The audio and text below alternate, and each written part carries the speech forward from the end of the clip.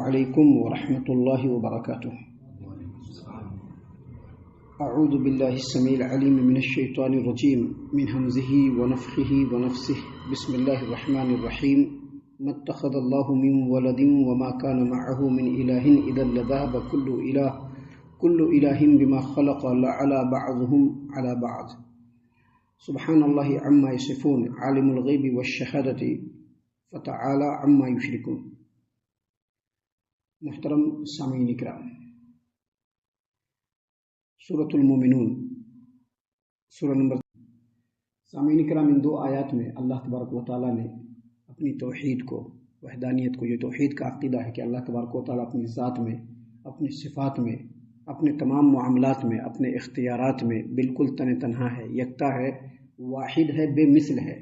ان باتوں کو دلیلوں کی روشنی میں واضح کیا گیا ہے، اور اللہ تبارک و تعالیٰ کے ساتھ جو دوسرے معبودوں کا عقیدہ، جو عقیدہ باطل ہے، جس کو شرک جیسے ظلم عظیم اور بدترین جرم سے تعبیر اللہ تبارک و تعالیٰ نے اسی قرآن کریم میں کیا ہے، اس شرک کے عقیدے کی اللہ تبارک و تعالیٰ نے دلائل کی روشنی میں تردید فرمائی ہے۔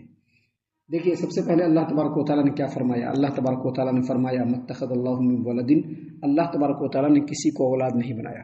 اللہ تبارک و تعالیٰ نے کسی کو اولاد نہیں بنایا، جبکہ مشرکین مکہ اپنی دیویوں کو، لات کو، منات کو، عزا کو اللہ تبارک و تعالیٰ کی بیٹیاں قرار دیتے تھے۔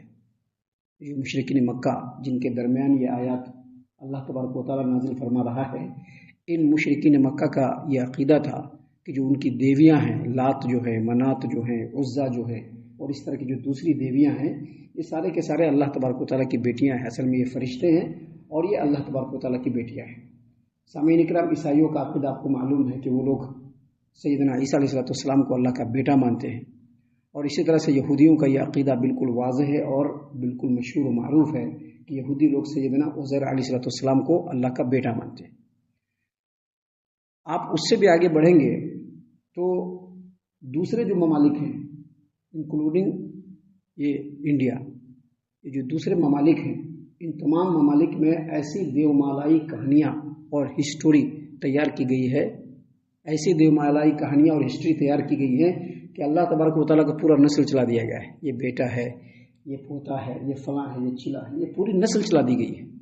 اللہ تبارک و تعالیٰ نے ان تمام باتوں کی تردید کرتے ہوئے یہاں پر فرمایا ہے کہ ما اتخذ اللہ من ولد، اللہ تبارک و تعالیٰ نے کسی کو اولاد نہیں بنایا۔ ابھی اس سے پہلے جو آیات آپ کے سامنے پڑھی گئی، جس کا ترجمہ اور جس کی تفسیر آپ کے سامنے پیش کی گئی، ان آیتوں کے اندر اللہ تبارک و تعالیٰ نے مشرکین مکہ کو ڈائریکٹ مخاطب کرتے ہوئے پوچھا کہ تم بتلاؤ کہ آسمانوں کا، زمین کا، پورے کائنات کا، تمام چیزوں کے اوپر جو ملکیت ہے وہ کس کی ہے؟ سب کی سب چیزیں کس کی غلام ہیں؟ تو مشرکین مکہ نے بیک زبان ہو کر کے کہا کہ اللہ تبارک و تعالیٰ۔ اب جب اللہ تبارک و تعالیٰ ہر ایک چیز کا مالک ہے، مختار ہے، ہر چیز اللہ تبارک و تعالیٰ کے انڈر کسٹڈی میں ہے، تو پھر اللہ تبارک و تعالیٰ کا بیٹا کیسے؟ اللہ تبارک و تعالیٰ کی بیٹی کیسے؟ ابھی جو بیٹا ہوتا ہے یا بیٹی ہوتی ہے، یہ غلام نہیں ہوتے ہیں، یہ باپ کا شریک ہوتے ہیں۔ بیٹا اور بیٹی غلام نہیں ہوتے ہیں بلکہ باپ کا شریک ہوتے ہیں۔ ابھی مشرکین مکہ نے جب اس بات کا اعتراف کیا کہ پورے کائنات کے اوپر اختیار صرف اللہ کا ہے، ہر چیز کا مالک اللہ ہے اور ہر چیز اللہ کی مملوک ہے، تو بیٹا بیٹی اللہ کے مملوک، بیٹا بیٹی کسی کا مملوک نہیں ہوتا ہے بلکہ بیٹا بیٹی اپنے ماں باپ کا شریک ہوتا ہے۔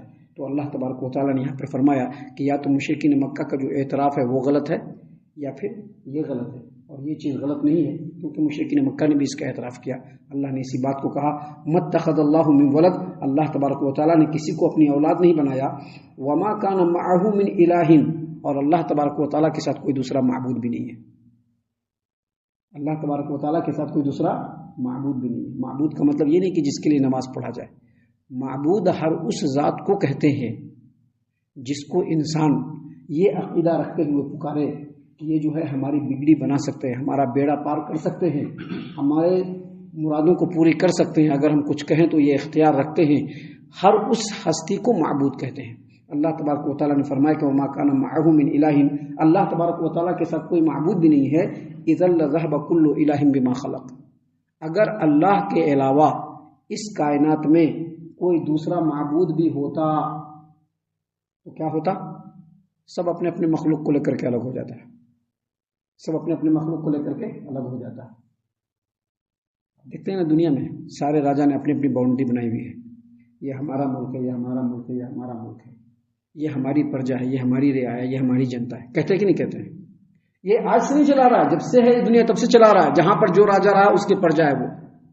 اللہ تبارک و تعالیٰ نے یہاں پر دلیلوں کی روشنی میں، عقلی دلیل کی روشنی میں یہ بیان فرمایا کہ اگر اللہ تبارک و تعالیٰ کے علاوہ کوئی معبود اس روئے زمین پر ہوتا تو ہر ایک اپنے اپنے مخلوق کو لے کر کے الگ ہو جاتا. وَلَعَلَى بَعْضُهُمْ عَلَى بَعْضٍ، اور ایک دوسرے کے اوپر برتری حاصل کرنے کی بھی کوشش کرتا. ابھی سکندر راجا کا مسئلہ کیا تھا؟ سکندر راجا اس کا کیا مسئلہ تھا؟ پوری دنیا میں راج کرنا ہے. جتنی بھی دنیا کے راجا ہیں سب کو اپنے اندر تھا اس کا. سکندر کا یہی تھا. اس کے علاوہ دنیا میں اور بھی بہت سارے راجا آئے ہیں، بہت سارے بادشاہان آئے ہیں جن کا موٹیو یہی تھا، جن کا مقصد یہی تھا کہ ہم اپنی پوری طاقت کے ساتھ دنیا میں اس طرح سے آگے بڑھیں گے کہ پوری دنیا پر ہمارا قبضہ ہونا چاہیے اور ہر چیز ہمارے انڈر میں ہونا چاہیے. ایسا ہوا؟ نہیں ہوا ایسا.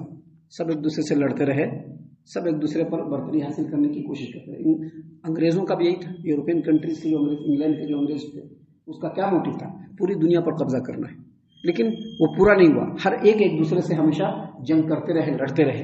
اللہ نے اسی بات کو بیان کیا کہ جس طرح سے اللہ تبارک و تعالیٰ صاحب اختیار ہے اور اللہ تبارک و تعالیٰ کو پورے کائنات پر اقتدار ہے. تم لوگ جو کہتے ہو کہ اللہ کے علاوہ کوئی دوسرے معبود بھی ہیں تو اس کا مطلب ہے کہ اس کے پاس بھی اختیار ہونا چاہیے تھا. اس کے پاس بھی اختیار ہونا چاہیے تھا. اور جب اس کے پاس اختیار ہوتا تو اس کی جو مخلوق ہوتی وہ اپنے مخلوق کو لے کر کے الگ ہو جاتا اور ڈیوائڈ کرتا کہ نہیں یہ میرے مخلوق ہے.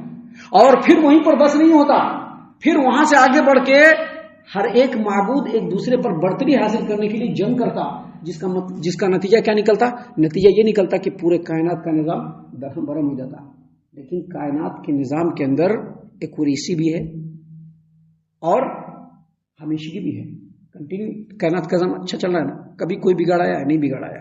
کائنات کا نظام کنٹینیو چل رہا ہے، استقلال کے ساتھ چل رہا ہے، ہمیشہ چل رہا ہے اور پورے ایکوریسی کے ساتھ چل رہا ہے کہ دن جب جتنا بڑا ہونا چاہیے اتنا ہی بڑا ہوتا ہے، رات جب جتنی چھوٹی ہونی چاہیے اتنی ہی چھوٹی ہوتی ہے، سورج کو جس وقت نکلنا چاہیے اسی وقت نکلتا ہے، تارے آسمان میں جس وقت دکھنا چاہیے اسی وقت دکھتا ہے.